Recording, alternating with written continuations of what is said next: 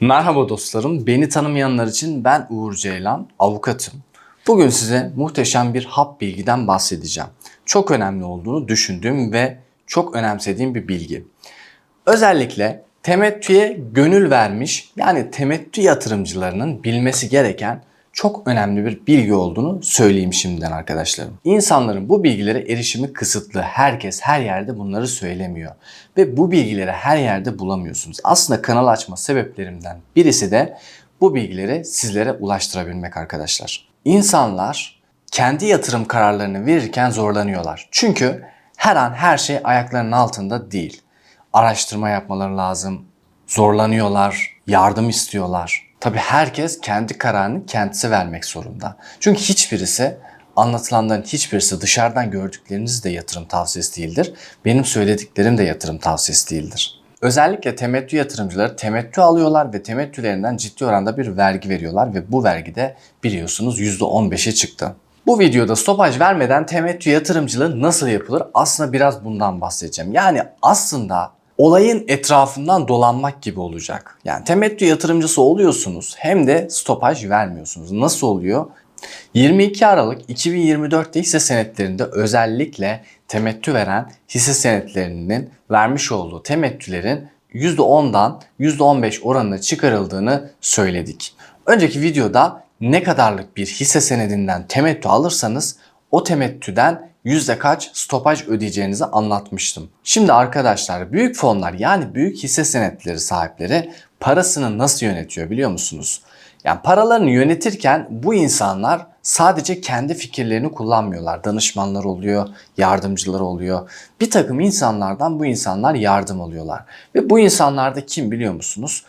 Tabii ki SPK tarafından onaylanmış, ruhsatlarını almış ve bunun karşılığında fon kurmuş ve bu fonun da belli bir yönetim ücreti karşılığında yönetimini devralan insanlar. Hisse senedi fonları. Holding patronları özellikle servetlerinin bir kısmını stopajdan kaçınmak için yani temettü veren hisselerin temettü getirisindeki stopajdan kaçınmak için bu fonlardan yardım alıyorlar. Yani paralarını aslında bu fonlara emanet ediyorlar. Ve bu insanlar herhangi bir stopaj karından da etkilenmiyorlar.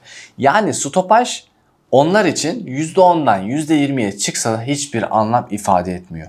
Çünkü onlar zaten fonlar aracılığıyla paralarını yönettiriyorlar ve temettü fonlarında stopaj yok arkadaşlar. Eğer temettü yatırımcılığını benimsediyseniz arkadaşlar illaki temettü hisseleri alacaksan ve temettü yatırımcılığında kesin anlamda kararını verdiysen bu şekilde holding patronlarının yaptığı gibi siz de 10 tane temettü hissesini ayrı ayrı almak yerine bir tane temettü hissesi fonu alarak ya da farklı temettü hissesi fonu alarak ve bu fonun vergi durumunu da kesinlikle inceleyin arkadaşlar. Çünkü bazı fonlar serbest fon oluyor, değişken fon oluyor ve stopaj oranları var.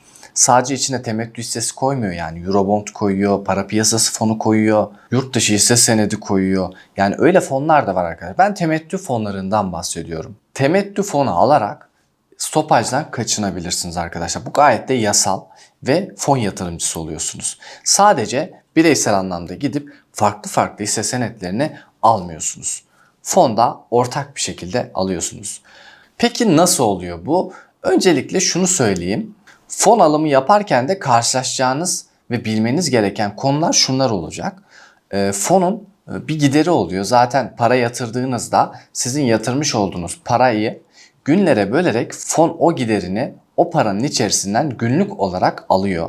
Bu fon ücretleri de %2 ile %3,5 arası fiyatlanabiliyor.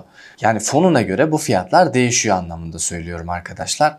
Örneğin 365 günlük bir fon yatırımcısısınız. Bu ücretin tamamı sizden alınıyor. %2,5 ise %2,5 sizden tüm paranız içerisinden alınıyor. Ama diyelim ki siz 120 günlük bir fon yatırımcısı oldunuz. Bu paranın sizden tabii ki 1/3 alınıyor arkadaşlar. Burada şöyle bir avantajınız olabiliyor. Eğer ki aldığınız fon temettü veren bir fon ise fonun detaylarında stopajsız olduğu özellikle size belirtiliyorsa bu fonlar temettü dağıtan fonlar da olabiliyor. Bazı fonlar sizlerin hesabına temettü yansıtabiliyor. Bazıları ise size adet arttırarak yani pay senedi arttırarak temettüleri hesaplarınıza yansıtıyorlar. Aslında çok mantıklı. Örnek veriyorum. 100 lot tüpraşınız olmuş olsun ve bu 100 lot tüpraşınız size %10 temettü verecek olsun. Sizin normalde o 10 lotu tüpraşa yatırdığınızda 110 lot tüpraşınız olması gerekiyor değil mi? Ama temettüden stopaj kesilince bu %8,5'a düşüyor arkadaşlar. Yani 108,5 tüpraşınız olmuş oluyor. Aslında o yüzden özellikle temettü yatırımcıları için fon bence çok mantıklı. Yani fazladan bir stopaj ödememiş oluyorsun. Eğer ki istediğin takdirde yine size fazladan verilen pay senetlerini, yani fon senetlerinden bahsediyorum, %10'unu satarak temettünüzü stopajsız olarak satıp alabilirsin. Ve bunun gibi aslında muhteşem fırsatlar olabiliyor arkadaşlar. Bu fırsatları bence değerlendirin. Tabii ki bu anlattıklarımın hiçbirisi yatırım tavsiyesi değildir arkadaşlar. Ben sadece incelikleri, önemli detayları sizlere aktarmaya çalışıyorum. Bu fonlar borsa ile de ilintilidir. Yani borsa düşerse fonlar da düşer. Borsa çıkarsa fonlar da çıkar. Bu fonlarda şöyle bir avantajı olabiliyor arkadaşlar. Eğer ki hisse senetleri çok fazla bir şekilde artış yaparsa bu fonlar biraz daha garantici olduğu için hani fonundan fonuna değişebiliyor. Ama genel anlamda fonlar biraz daha garantici olduğu için daha kontrollü bir şekilde artıyor ve düşüşlerinde de daha kontrollü bir şekilde düşüyor arkadaşlar. Özellikle şu son senede insanlar borsa yatırımcısıysanız portföyleriniz muhtemelen %30 ya da %40 düşmüş olabilir. Ya da çok fazla kazanamamış olabilirsiniz. Ama fonlar özellikle son bir sene içerisinde yine %20'leri, %30'ları yakaladığını söyleyebilirim. En azından bu süreçten, yani düşüş süreçlerinde bile siz zarar ettirmiyor ve bir şekilde sizin bu işten daha fazla kazançlı çıkmanız için çabalayan bir yatırım ürünü. Yani örnek veriyorum, insanlar tabii bu örneklerim yine yatırım tavsiyesi değildir arkadaşlar. İnsanlar Tüpraş'ı çok fazla seviyor mesela. Çok güzel şirket, ben de öyle düşünüyorum. Ama fon aldığın zaman, o fonun içinde Tüpraş olduğu zaman o şirketle o duygusal bağı kuramıyorsun yani. Böyle bir handikapı var fon yatırımcılığının.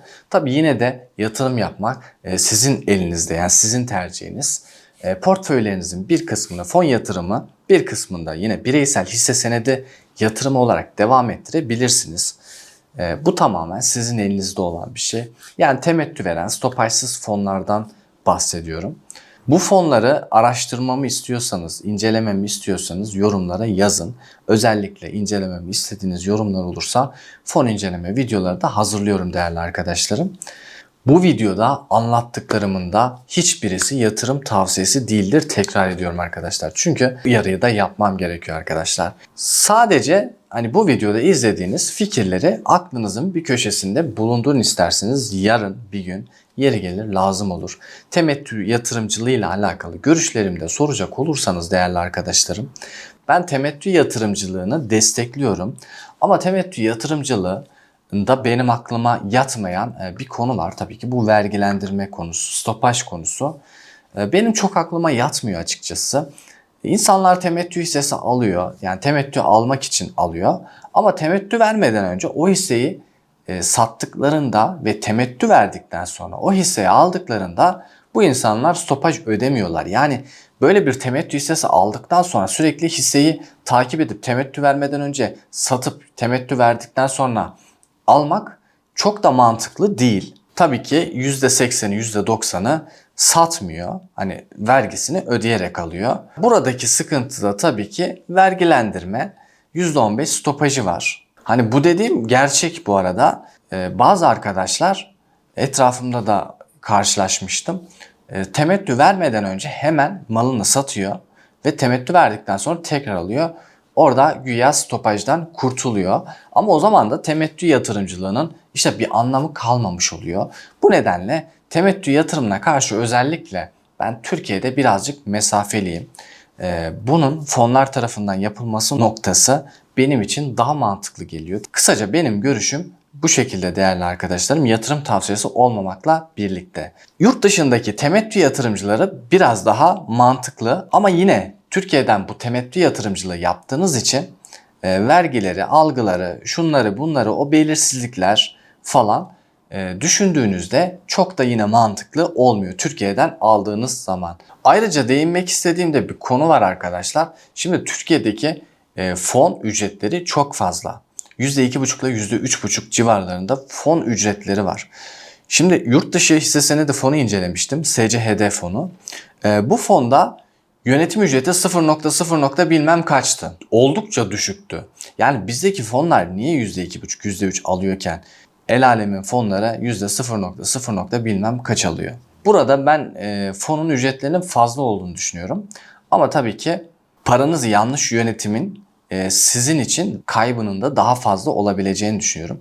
Bu nedenle arkadaşlar yatırımlarınızı yaparken çeşitlendirin ve nelere yatırım yapacağınızı kendiniz düzgün, sakin bir kafayla böyle sessiz, sakin düşünerek karar verin.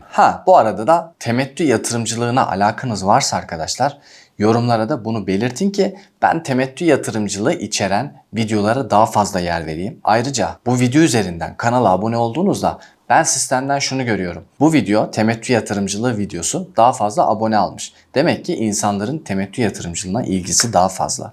Bu nedenle bu alanda videoları çekmeye ve teknik bilgileri daha fazla vermeye devam etmeliyim diyorum. Bu ve bunun gibi videolar için takipte kalın arkadaşlar.